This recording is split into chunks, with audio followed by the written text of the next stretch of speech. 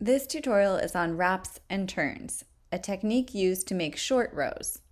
Short rows are often used in sweaters, in the shoulder work, or in socks for the heels, or in shawls, anytime you want to add a little shape to your knitting.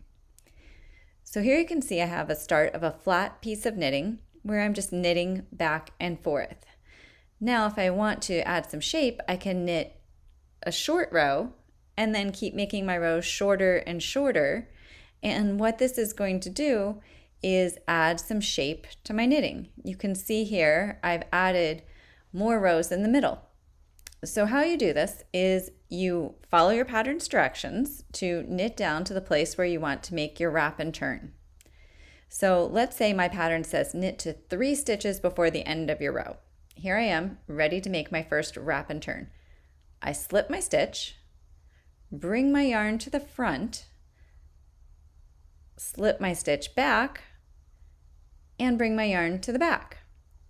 Now I've wrapped this stitch. You can see my yarn is going all the way around my stitch. So I've done the wrap piece. Now all I need to do is turn my work.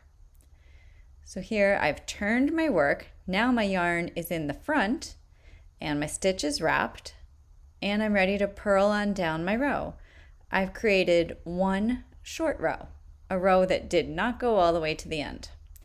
Now let's do it on the purl side. It's a little bit different on the purl side. You can see there's the wrap and turn. Let's say I'm going to do a wrap and turn 3 stitches before my last wrap and turn. I slip the stitch, bring my yarn to the back, slip the stitch back, and bring my yarn to the front.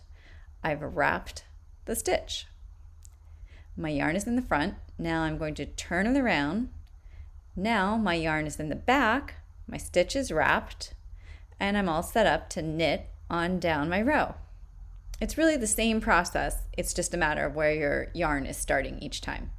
So here are 3 stitches before my last wrap and turn. I'm on the knit side. I'm going to slip my stitch, bring my yarn to the front, slip my stitch back, bring my yarn to the back.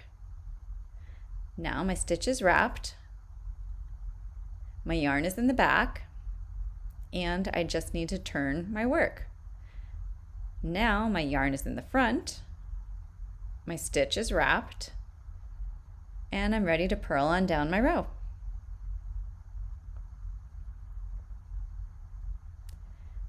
One more time on the purl side. Slip your stitch, bring your yarn to the back, slip the stitch back, bring your yarn to the front. My yarn is in the front.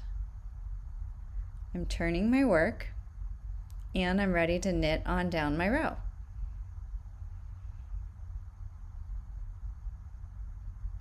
So you can see here how this has shaped my work.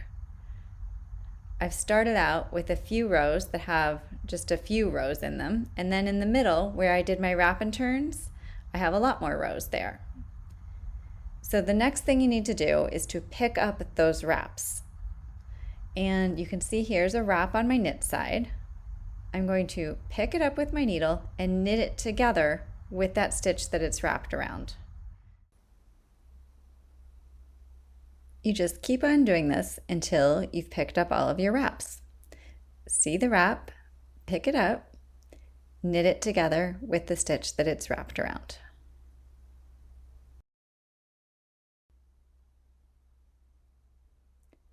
Pick up the wrap, knit it together with the stitch that it's wrapped around.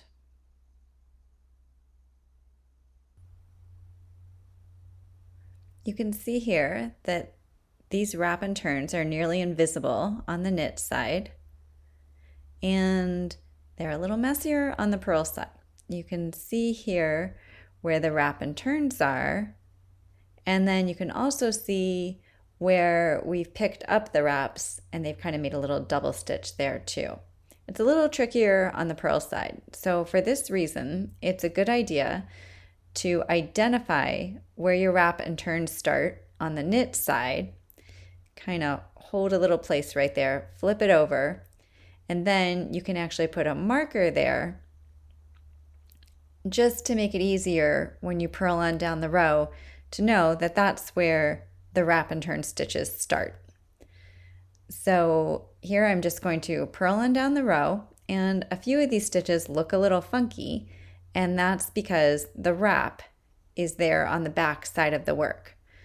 This will really get absorbed by the knitting later when you block it and when it just has its chance to work its way out. And in addition to that, it's the back of the work. So don't worry too much about these funky stitches. They look great on the right side and they'll look even better on the back side when you're finished.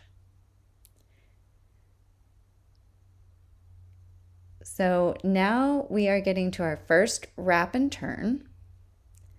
I'm going to take this marker off of my wrap. And now on the purl side, it's a little bit different. You're going to pick up this wrap from the back and slip it onto your needle, and then purl the wrap with the stitch, similar to what you did on the knit side. I think on the purl side, it's just easier to go ahead and slip that wrap onto your needle because it's a little klutzier on this side. So you slip it up onto your needle and purl it together with the stitch that it's wrapped around. Identify your wrap stitch, pick it up from the back, slip it onto your needle, and purl it together with the stitch that it's wrapped around. And that's wraps and turns. You can see your work is now nicely shaped. You really can't see any of the wrap and turns on the front of your work. And when you flip it over to the back, you can identify that something kind of funky happened there, but it will get absorbed by your knitting, come out in the blocking, and it's the back. So that's wrap and turns. I hope this video has been helpful to you, and if it has, please check out my other tutorials whenever you need a little help with a stitch.